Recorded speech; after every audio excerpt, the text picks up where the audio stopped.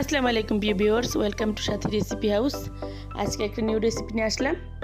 প্রথমে কিছু পেঁয়াজ বেরেস্তা করলাম, তারপরে কিছু আলু একটু হলুদ গুঁড়ো, মরিচ গুঁড়ো, লবণ দিয়ে মাখিয়ে নিয়েছি। এখন আলুটা ভেজে নেব। এই তো আলুটা ভাজা কমপ্লিট। এখন কিছু গোশ থেতো করে নেব। তারপরে এই তো গোশগুলো একটা পাত্রে নিলাম। তারপরে কিছু গরম মশলা দিলাম, যেমন দারচিনি, এলাচ, লং, তেজপাতা আর আদা রসুন বাটা, টক দই। তারপরে কিছু গুঁড়ো মশলা দেব, যেমন হলুদ গুঁড়ো, মরিচ গুঁড়ো, ধনিয়া গুঁড়ো, জিরে গুঁড়ো, গরম মশলা গুঁড়ো আর লবণ।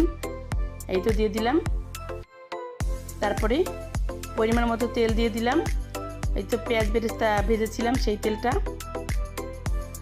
তারপরে একটু বিরিয়ানি মশলা দেব, অর্ধেকের বেশিটা। তারপরে বিরিয়ানির মশলাটা কিছুটা অংশ রেখে দেব পোলাওর জন্য। আর পেঁয়াজ বেরেস্তা দিব দিয়ে আর একটু পেঁপের খোসা সহ পেঁপে বাটা দিয়ে দিলাম। তারপরে ভালো করে মাখিয়ে নেব। এই তো ভালো করে মাখিয়ে 10 মিনিটের জন্য রেস্টে রাখবো।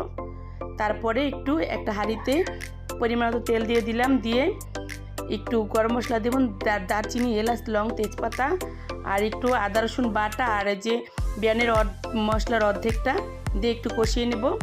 তারপরে একটু লবণ দিব পরিমাণ মতো। তারপরে এই তো পোলার চালগুলো দিয়ে একটু ভেজে নেব। ভাজার পর একটু পানি দিয়ে দেবো পরিমাণ মতো, অল্প পরিমাণে। তারপর পোলার ভেতরে একটু কেওড়া জল দিয়ে দেবো। তারপরে একটা মশলা তৈরি করব, যেমন পেঁয়াজ বেরেস্তা, গুঁড়ো দুধ, চিনি, ঘি, কাঠবাদাম, কাজু বাদাম, আলু বোখারা, কিচমিচ, গোস্তে একটু কেওড়া জল দিয়ে দিলাম। তো পোলাওটা অল্প সেদ্ধ করে নেব।